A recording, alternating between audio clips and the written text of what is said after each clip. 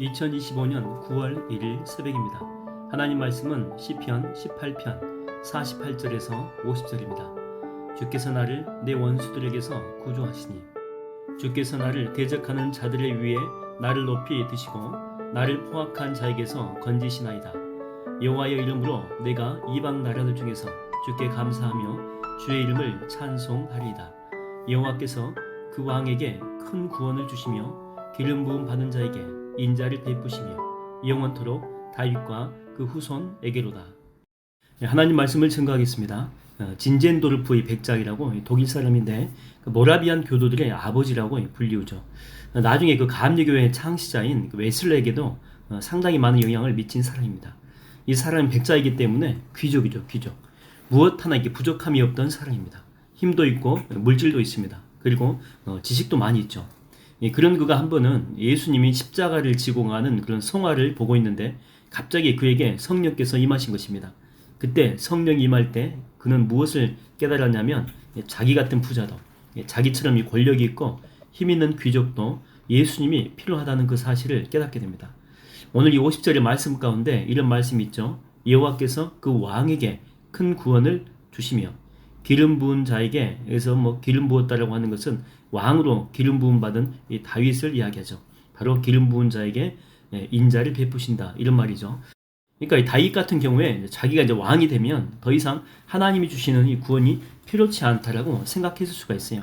하나님의 은혜가 이제 덜 필요하다라고 생각할 수 있는 거죠. 왜냐하면 힘도 있고 이제는 권력도 있고 물질도 풍성하지 않습니까? 그리고 전쟁할 수 있는 무기나 군사들도 많이 있기 때문에 하나님의 구원은 내가 약할 때 필요한 거지 지금은 아닐 수 있다라고 하는 거죠. 그러나 그렇지 않다라고 하는 것입니다. 여전히 내가 왕이 되었을지라도 하나님이 주시는 은혜가 필요하고 성령의 임재가 필요하고 나와 동행하시는 하나님의 손길이 필요하다라고 하는 것입니다. 권력이 없고 힘이 없을 때만 필요한 게 아니고 우리에게는 평생토록, 나에게는 영원토록 하나님이 필요하다라고 하는 거죠. 링컨은 대통령이 되었지만 습관에 따라서 항상 집무실에서 무릎을 꿇고 하루를 시작합니다. 비록 내가 대통령이지만 나는 여전히 하나님의 은혜가 없이는 살지 못한다라고 하는 그런 겸손함의 모습이죠. 여러분이 물고기라고 하는 존재 자체는요, 물을 떠나서는 절대 살 수가 없습니다. 새끼 물고기일 때만 물이 필요한 게 아니고 정말 큰 물고기가 되어도 여전히 물고기는 죽을 때까지 물속에 있어야만 살 수가 있죠. 우리도 결국 마찬가지 아니겠습니까? 하나님 떠나서는 절대 살 수 없습니다. 기도를 중단하고서는 온전한 삶을 살 수가 없죠. 우리가 과거에 아무리 큰 믿음으로 큰 일을 이루었어도 오늘 기도하지 않으면, 오늘 하나님의 임재 안에 거하지 않으면 시험에 걸려가지고 넘어지는 연약한 존재일 뿐이다 라고 하는 것입니다. 이 복음송 가운데 보게 되면 이런 찬양이 있죠. 매일 스치는 사람들 내게 무엇을 원하나, 공허한 그 눈빛은 무엇으로 채우나, 모두 자기 고통과 두려움 가득 감춰진 울음소리 주님 들으시네. 그들은 모두 주가 필요해 깨지고 상한 마음 주가 아시네. 그들은 모두 주가 필요해 모두 알게 되리 사랑의 주님. 이 찬양은 이제 미국 사람이 지은 곡인데 1980년대 후반입니다. 한참 미국이 경제 성장을 폭풍적으로 이끌 때죠. 사람들은 점점 부유해지고 여가를 즐기게 되고 행복한 듯 보였던 그런 시기입니다.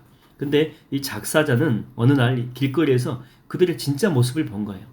행복한 듯 보였지만 행복하지 않는 모습. 자신감이 넘치는 듯 보였지만은요, 무언가에 쫓기고 또 두려워하는 그런 모습. 사람들이 기쁘게는 보여요, 겉으로는. 그러나 마음이 상해가지고 내면적으로는 눈물 흘리는 이런 고통스러운 모습. 그들의 눈빛을 보니까 그들 가운데 이렇게 슬픔이 보이더라는 것입니다. 이 작사자가 이제 필 맥허그인데, 지금 우리에게 필요한 것은, 나에게 필요한 것은 여전히 주님이구나. 못 살았을 때뿐만 아니고 지금 잘 살고 있을 때도, 돈이 많아도 힘이 있어도 여전히 우리한테는 주님이 필요하구나. 이것을 이제 깨닫게 된 것입니다. 여러분, 우리는요, 죽을 때까지 주님이 필요합니다. 자칫 인생이 잘 풀려가지고 남보란 듯이 떵떵거리며 우리도 살 수 있어요. 그러나 우리가 잊지 말아야 될 게 뭐냐면, 우리가 주님을 놓치고 그것만을 따라하게 되면 내 인생이 더 공허해진다고 하는 것입니다. 눈빛이 흐려져요. 그러므로 그럴 때일수록 더욱더 주님을 붙들고 믿음으로 살아야 된다고 하는 것입니다.